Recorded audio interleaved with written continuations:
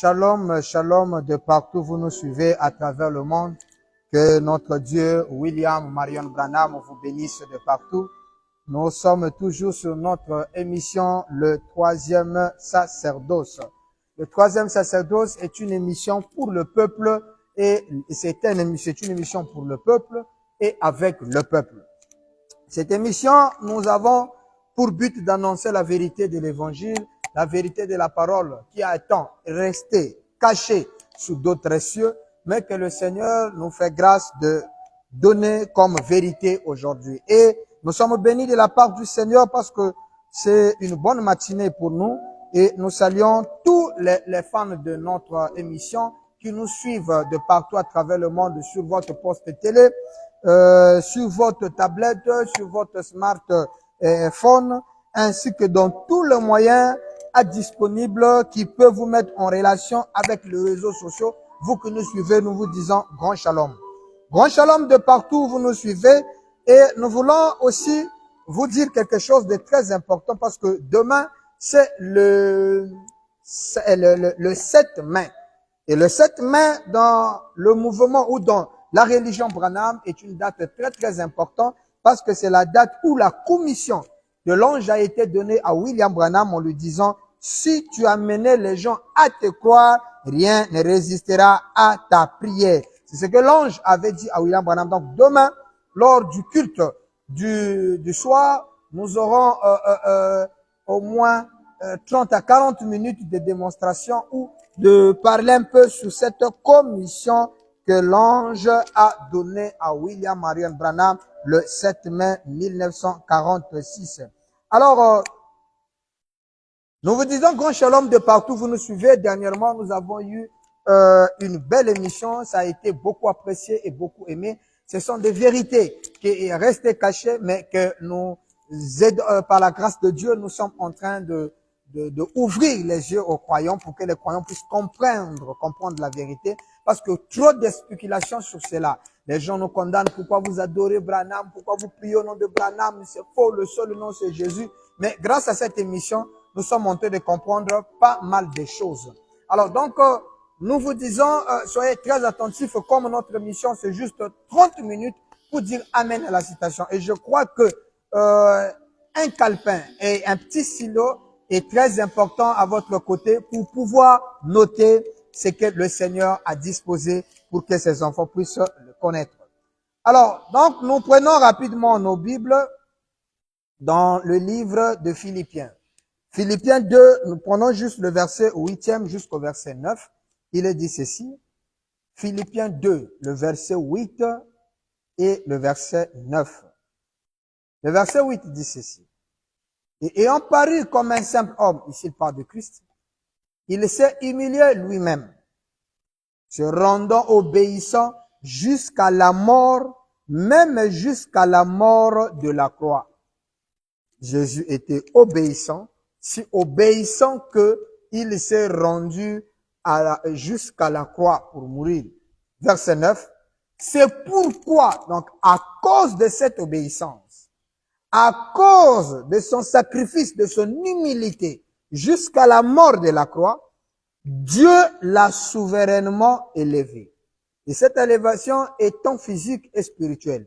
Parce que dans Actes, nous avons vu Jésus élevé. Et cette élévation aussi dans le domaine spirituel, il a été placé. Et il est dit, et lui a donné le nom qui est au-dessus de tout nom. C'est là où il y a problématique. Mais nous avons expliqué ça pour les amoureux de cette émission.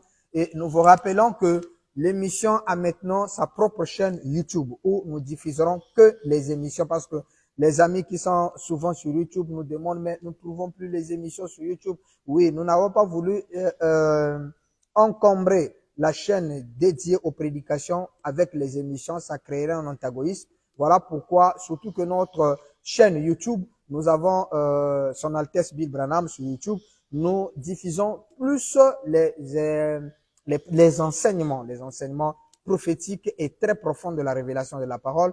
Et nous voulons, donc nous avons créé un autre lien. Vous allez voir cela sur notre thème, là où nous avons mis les écrits sur votre page, notre page, vous allez remarquer en bas, il y a un lien, mais que nous allons mettre un peu, nous allons faire la mise à jour de cet après-midi.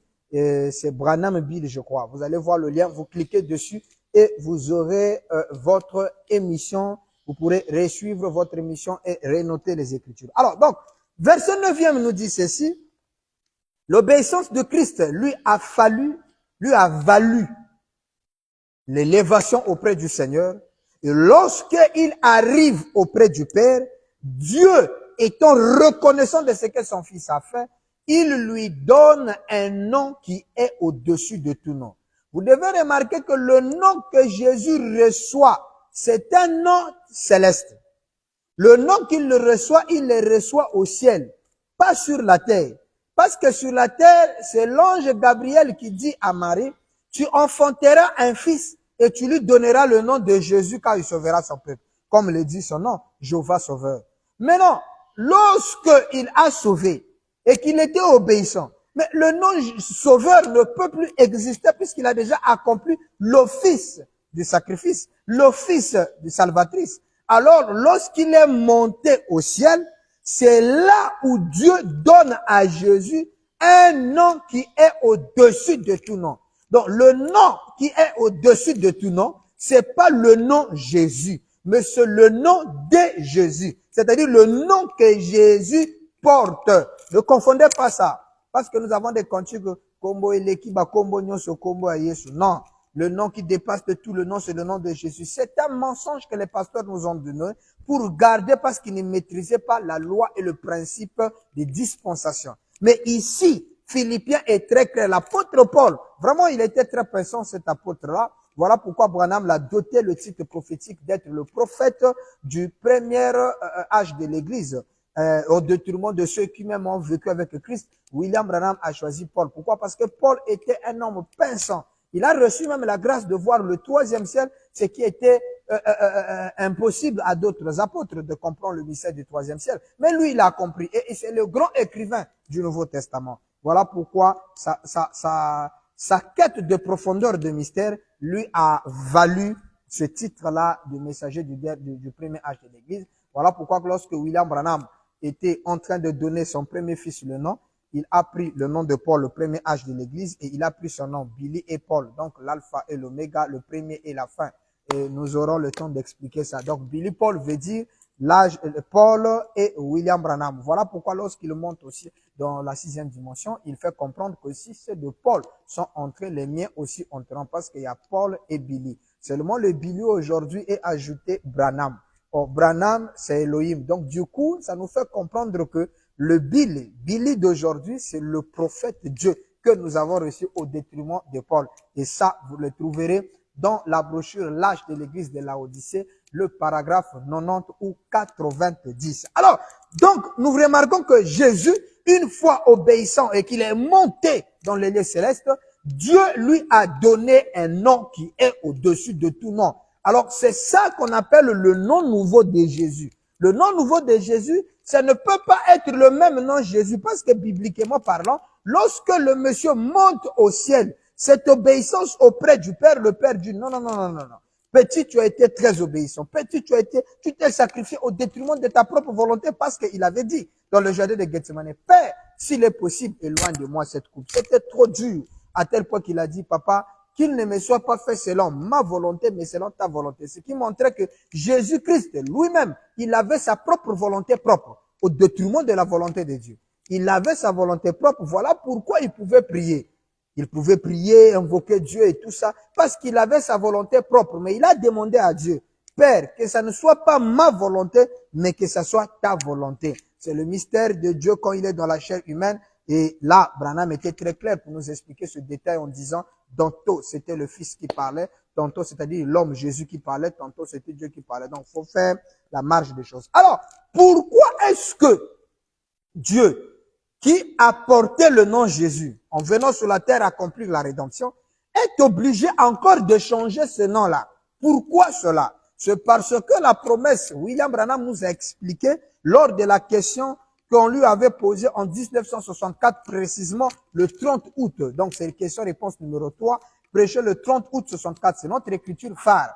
Cette écriture est la base de tout enseignement relatif au nom nouveau. Parce que là, il est question d'un détail très important. Et là, nous sommes dans la question 338. Donc, je donne le passage. Question et réponse numéro 3 du 30 août. Question et réponse numéro 3, prêché le 30 août 1964. Le paragraphe 137. Et pour ceux qui ont le COD, COD c'est le volume 2. Le volume 2 du COD, c'est la question 338. Question 338. La question est celle-ci. Frère Branham, est-ce que le nom du Seigneur a-t-il changé pendant les différentes dispensations? Ce monsieur avait compris que dans les dispensations, il y a quelque chose qui change. Il y a quelque chose d'important. Alors il pose la question à William Branham en disant, Dieu, le Seigneur, dans chaque dispensation, est-ce qu'il change de nom? William Branham répond au paragraphe 137, il dit oui, oui.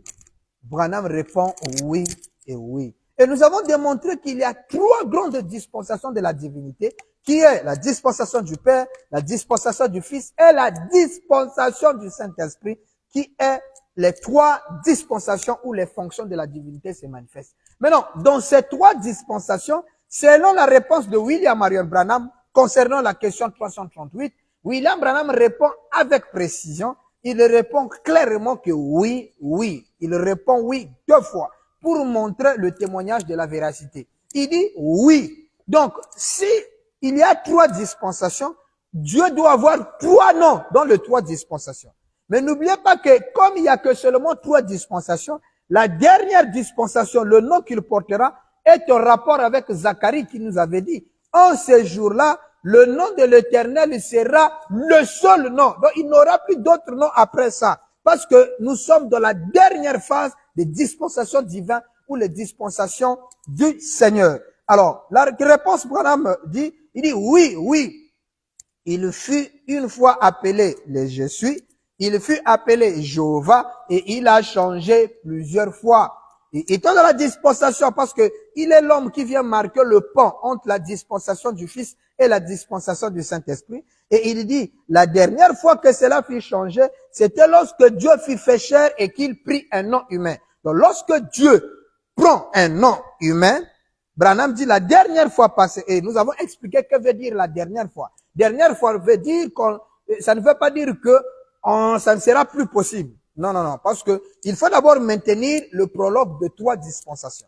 Les 3 dispensations, le nom change. Et la toute dernière fois que le nom avait changé, c'est lorsque Dieu a pris un nom humain. Parce que le nom Jésus est un nom humain, un nom terrestre, qu'on a trouvé dans Luc chapitre 3, le verset 28 à 29. Vous trouverez un ancêtre de Joseph qui s'appelait déjà Jésus. C'est un nom humain qui a été attribué, un nom d'origine juive, comme Judas et consort. Alors, la divinité a pris ces noms, il a porté, voilà pourquoi nous avons prêché et publié le nom de Jésus. Mais ce qui est étrange, c'est que Philippiens nous dit, lorsque ce Jésus-là monte au ciel, il reçoit un autre nom. Ça, c'est l'apôtre Paul. On peut dire, bon, l'apôtre Paul n'a pas compris, d'autant plus que lui-même disait, je vois d'une manière obscure au travers des miroirs. Mais Jésus lui-même serait la personne idéale et mieux posée pour nous dire s'il a exactement un nom nouveau. Et nous lisons cela donc dans le livre de l'Apocalypse, le dernier livre de la Bible. Dans l'Apocalypse, voilà ce que Jésus dit. Apocalypse 3, le verset 11 et 12. Notez ça. Ce sont des passages que les pasteurs de vos églises, assemblées chrétiennes, message du 2e exode. Quand on dit 2e exode, ce sont vous qui priez au nom de Jésus encore. Vous êtes dans le 2e exode. Parce qu'il y a 3 exodes. Le premier exode était sous Moïse, là où on adorait Dieu sous le nom du Père Jéhovah et consort. Et la deuxième dispensation, c'est le 2e exode où on a prié Dieu au nom de Jésus. Mais lorsque vous rentrez dans le 3e exode, c'est impérativement le changement qui intervient. Radicalement, c'est radicalement le changement qui intervient. On ne peut plus prier au nom de Jésus automatiquement. On rentre dans le nom nouveau qui est le nom Branham. Oui, nous donnons déjà par prorogation, mais vous savez tous que nous sommes dans le nom de Branham. Nous allons le prouver et vous allez comprendre. Alors, donc, comprenez une chose, que lorsque le 3e exode intervient, c'est un sujet que nous développons, je crois que nous l'avons déjà développé. Donc, lorsque le 3e exode intervient, vous ne pouvez plus être avec le premier et le 2e exode, ça marche pas. Quand le troisième exode, la troisième dispensation entre en valeur avec un nouveau nom, vous ne pouvez plus rester avec l'ancien nom. Ce qui fait de vous le deuxième exode parce que vous priez encore au nom de Jésus, vous êtes encore dans la séparation du judaïsme pour le christianisme. Lorsqu'on rentre dans le troisième exode, on quitte le mouvement, le système qu'on appelle chrétien et tous ces éléments pour rentrer dans le nouveau système qu'on appelle le Branham ou encore Branhamisme, s'il faut le dire. Alors donc, dans Apocalypse 3.12, là, c'est Jésus lui-même qui va nous parler. Et ça, c'est le Seigneur. Je vous dis, prenez ce verset. C'est un verset que vous allez poser la question à votre pasteur. Parce que nous, on a déjà trouvé que le nom là, c'est Branham. Nous allons le prouver. Mais avant d'abord, vous devez d'abord saisir dans votre conscience, comme moi, comme quoi que le nom a changé. Même si c'est pas Branham, mais retenez au moins que le nom a changé. Parce que là, c'est Jésus qui va parler. Jésus dit ceci, Apocalypse 3, 11 à 12. Voici ce qu'il dit. 11. Je viens bientôt. Retiens ce que tu as, afin que personne ne prenne ta couronne. Jésus avertit qu'il arrive. Et nous allons développer ça plus tard. Il dit, retiens ce que tu as, que personne ne prenne ta couronne. Et beaucoup de couronnes de gens ont été pris aujourd'hui. 12e verset. C'est lui qui vaincra. Donc sur le vainqueur, on n'a pas dit ce au pluriel, c'est lui, singulier. Je ferai de lui une colonne dans le temple de mon Dieu et il n'en sortira plus. J'écrirai sur lui le nom de mon Dieu. Le nom du Dieu de Jésus sera écrit sur lui. Le nom de la ville de mon Dieu, de la nouvelle Jérusalem qui descend du ciel d'auprès de mon Dieu. Et, ça c'est Jésus qui parle. Et mon nom nouveau. Et mon nom nouveau. Ce qui confirme exactement Philippiens 2, le verset 9, qui nous dit qu'il a reçu un nom qui est au-dessus de tout le nom. Le nom qui est au-dessus de tout nom, dans Apocalypse 3, le verset 12, Jésus-Christ appelle ça lui-même nom nouveau. Jésus a un nom nouveau. Alors, mes bien-aimés frères et sœurs, pasteurs, si Jésus a réellement un nom nouveau, vous qui priez au nom de Jésus, qui reçoit vos prières? Parce que c'est cela le problème. Lorsque Dieu est entré dans le nom de Jésus et que toutes les prières devaient être faites au nom de Jésus, vous êtes conscient avec moi que tous ceux qui priaient au nom de Jéhovah, tous ceux qui priaient au nom ancien de la divinité, ils n'adoraient pas Dieu. Jésus a dit, vous avez pour père le diable. Donc, ils adoraient Satan. Satan a récupéré l'ancien nom divin pour pouvoir embrouiller le peuple de Dieu pensant qu'ils sont dans la vérité.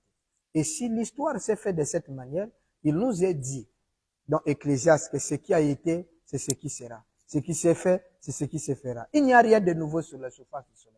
Ça veut dire que c'est que la manière qu'on a traité hier, c'est la manière que les choses doivent se passer aujourd'hui. Ce qui veut dire, tous ceux qui prient au nom de Jésus là, vous adorez pas Dieu. Permettez-moi, parce que ça serait scandaleux, mais vous adorez pas Dieu, vous adorez le diable. Voilà pourquoi 1 Thessaloniciens 4 dit ceci, que le diable entrera dans le temple de Dieu, se proclamera lui-même Dieu.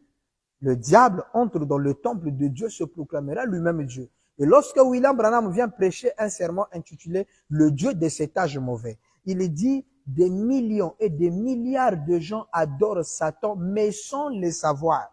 Et ils l'adorent sous l'étiquette de l'unité chrétienne. » Alors dites-moi, les chrétiens adorent qui? Jésus. Mais tous, Branham dit, c'est le diable qu'ils sont en train d'adorer. Voilà pourquoi dans l'Apocalypse 17, Babylone la grande, cette grande prostituée qui avait un nom mystère sur son front et qui a séduisé les habitants de la terre grâce à ce nom, Apocalypse 17, William Branham nous dit dans Israël à la mer Rouge, deuxième partie, je crois le paragraphe 40, il dit que le nom là qu'il portait là, le nom que cette prostituée portait Babylone, le nom là c'est le nom Jésus et tout le reste, tout le système chrétien, tout ça là, c'est ce que cette prostituée porte. Et donc aujourd'hui le nom de Jésus, le nom Jésus, c'est un nom qui doit être mis en ikabod, c'est-à-dire il n'y a plus de gloire dedans. Il faut prendre le nom nouveau de Jésus. C'est clair, quelqu'un vous dit qu'il a un nom nouveau, mais vous restez dans l'ancien nom. Je crois que la question que vous vous posez dans votre cœur, Mais si le nom nouveau existe, pourquoi Frère Branham a utilisé le nom Jésus? Mais c'est très clair. La loi du testament nous dit quoi? Qu'un testament n'entre qu'en vigueur après la mort du testateur. Lorsque Jésus est venu, il n'a jamais dit prier en mon nom, adorer Dieu en mon nom, oublier le nom ancien, mais il faut prier maintenant en mon nom Jésus-Christ. Non, il ne l'a pas fait. Même lorsque la découverte sur sa personnalité christique a été découverte, c'est-à-dire lorsque Pierre a compris qu'il était le Christ, le Fils du Dieu vivant, là nous sommes dans Matthieu chapitre 16, Jésus dit aux apôtres, Pierre et les autres, ne dites à personne que je suis le Christ, jusqu'à ce que le Fils de l'homme quitte la terre. C'était ça le principe. Voilà pourquoi William Branham, préparant le terrain, il savait que les jeunes gens, voilà pourquoi, dans questions et réponses sur les Hébreux, troisième partie, paragraphe 916, William Branham dit, pourquoi le monde n'a-t-il pas compris ces choses?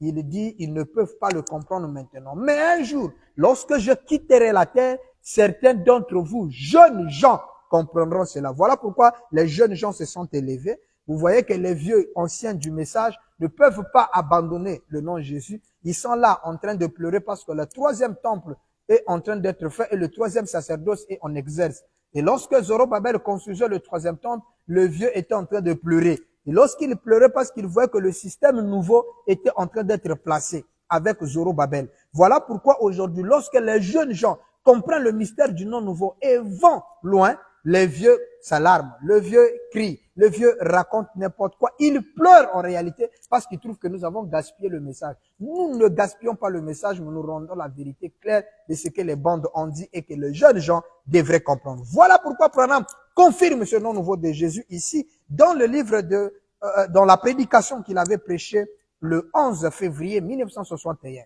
Le 11 février 1961, William Branham à Long Beach prêche un sermon intitulé Abraham. Titre de la brochure, Abraham, prêché le 11 février 1961. Nous prenons le 26e paragraphe sous la version de Shekinah. Alors il est dit ceci, écoutez attentivement. Et pour lui montrer ce qu'il allait faire, il a changé son nom au 17e, au chapitre 17. Donc Abraham, qui était Abram, il est devenu Abraham. Il a changé le nom de Sarah. C'est vrai. Faites attention à ce nom. Branham dit, faites attention à ce nom. Il signifie quelque chose.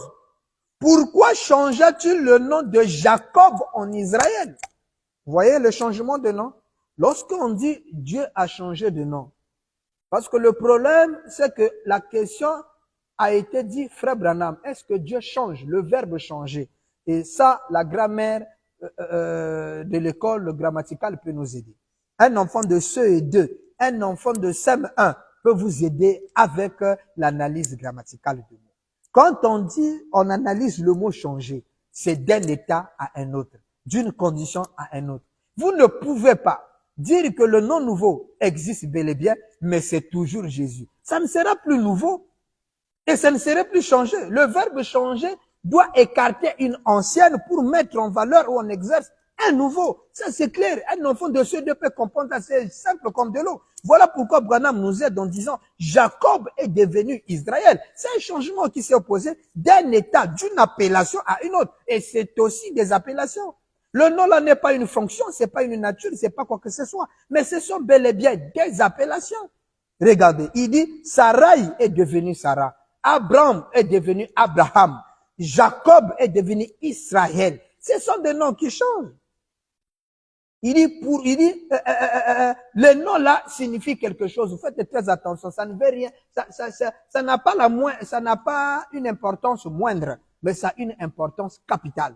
Branham dit, pourquoi changea-t-il le nom de Saul en Paul si vous dites que le nom n'a rien à voir? Pourquoi fit-il toutes ces choses-là? Après qu'il eut vaincu Jésus et qu'il fut entré dans la gloire, Philippiens 2:8, il est dit que son nom a été changé. A été changé. Mes frères, abandonnez le nom de Jésus. Abandonnez le nom de Jésus.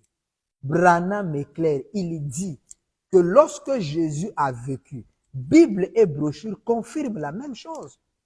Que devenus d'autant supérieurs aux anges et sont humiliés jusqu'à la mort de la croix, Dieu l'a souverainement élevé et lui a donné un nom qui est au-dessus de tout nom. Le nom qui est au-dessus de tout nom dans la divinité. Le nom qui fait trembler l'enfer, Satan et le diable. C'est pas le nom Jésus. Voilà pourquoi vous allez remarquer tous les pasteurs magiciens, tous les vaudoutistes, tous ceux qui pratiquent la sorcellerie et consorts sont des fanatiques du nom de Jésus.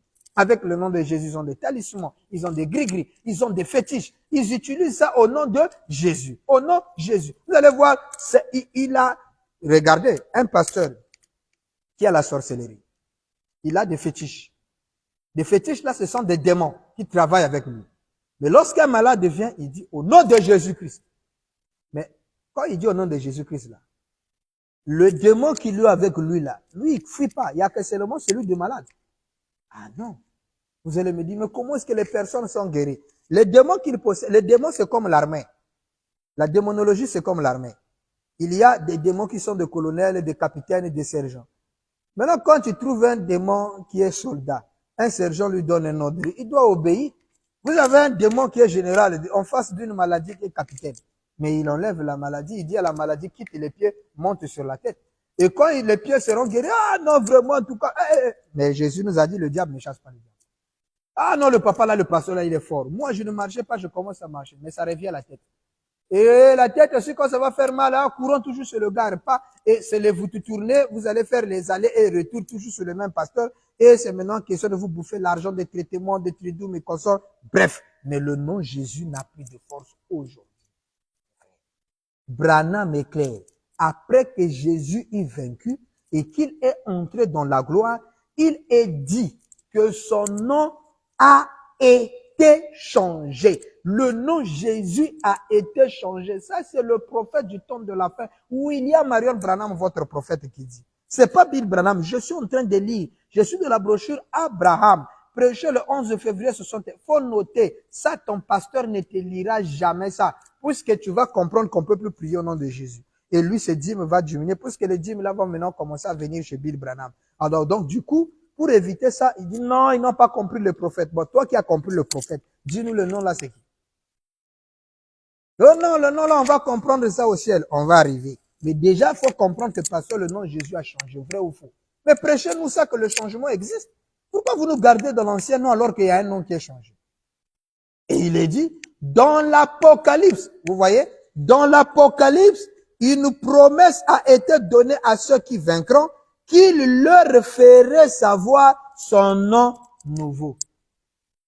Son nouveau nom. C'est vrai. Chaque fois qu'on vainc, on reçoit un nouveau nom. Donc, Jésus a reçu, il a reçu un nouveau nom. Et la promesse est dit qu'au vainqueur, il révélera ce nom.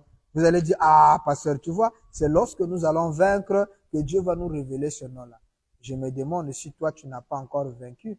Écoutez ce que Jean nous dit. Écoutez. J'espère que nous avons encore, quelques minutes encore, à peine, à moins de 2 minutes. Nous allons les lire rapidement. Est-ce que nous avons déjà vaincu, pasteur, pour que vous connaissiez ce nom-là? Parce que le nom-là, la promesse dit, vous venez vous-même de lire, c'est lorsque vous êtes vainqueur que Dieu va vous révéler ce nom. Bon, je vous donne le passage pour que vous compreniez. 1 Jean, chapitre 2, versets 13 à 14. Je vous donne ce passage pour vous prouver que nous sommes déjà vainqueurs et le nom doit être reconnu. Parce que Branham dit, dans l'Apocalypse, la promesse est donnée aux vainqueurs qui leur fera connaître le nom. Donc, si tu es vainqueur, tu dois connaître le nom. Mais est-ce qu'on a vaincu? Parce que qu'est-ce qu'on a vaincu? On n'a pas encore vaincu. Écoutez ça. 1 Jean, chapitre 2, le verset 13 à 14. Il est dit au verset 13. Je vous ai écrit, Père, parce que vous avez connu celui qui est dès le commencement. Je vous écris, jeunes gens, parce que vous avez vaincu le malin. Ah. Donc, si toi, tu n'as pas encore vaincu le malin, gare à toi. Parce que nous autres là, selon Jean, on a déjà vaincu le malin. Je vous ai écrit, petit enfant, parce que vous avez connu le Père. Lorsque vous connaissez le Père, vous avez vaincu. Le jeune Jean, dès que vous connaissez celui qui était au commencement, vous êtes un vainqueur. Vainqueur, ce n'est pas ne plus fumer. Non, non, c'est pas ça, vaincre. Branham, ici, l'apôtre dit, parce que vous avez connu le Père, vous êtes vainqueur. 1 Jean, nous prenons maintenant le verset 14. Je vous ai écrit, Père, que vous avez connu celui qui est dès le commencement. Je vous ai écrit, jeunes gens, parce que vous êtes forts et que la parole de Dieu demeure en vous. Et j'espère que la parole demeure en toi. Oh my, il est 30 minutes. Il dit, et que vous avez vaincu le malin. Vous avez vaincu le malin. Alors, si vous avez vaincu le malin, il est forcément cette promesse que dans l'Apocalypse, il a été dit qu'il révélerait dans l'Apocalypse, une promesse a été donnée à ceux qui vaincront. Là, maintenant, c'est le pluriel. Qu'il leur ferait savoir son nouveau nom. Alors, si vous êtes des vainqueurs, selon 1 Jean, chapitre 2, le verset 13 à 14, et que vous avez vaincu le malin, c'est que vous êtes des vainqueurs. Alors, vous êtes censés connaître ce nom. Alors, quel est ce nom, cher pasteur? C'est là la problématique. Alors, faute de temps, il est déjà 12h30 minutes. Notre émission, c'est juste 30 minutes pour dire Amen. La fois prochaine, le mardi prochain, nous y reviendrons. Et je vous promets que après cette émission, tout ce que nous contacterons sur WhatsApp, vous bénéficierez d'un document relatif aux citations du nom nouveau. Alors que le Seigneur William Marion Branham bénisse ceux qui ont compris le nom nouveau et ceux qui n'ont pas encore compris. Bon, dites juste que le Seigneur vous bénisse. Et c'est à vous de choisir ce Seigneur. Mais notez que ça ne doit pas être Jésus parce que Jésus a déjà changé de nom. Ça doit être un autre Seigneur. Donc vous comprendrez peut-être le. Mais pour nous, nous avons compris que c'est Branham et nous allons le prouver les jours à venir. Que Dieu vous bénisse de partout où vous nous suivez. C'était votre émission favorite avec le King Bill Branham depuis le Congo Brazzaville, précisément dans la ville de Pointe-Noire qui vous dit un grand shalom. À nous revoir à la prochaine.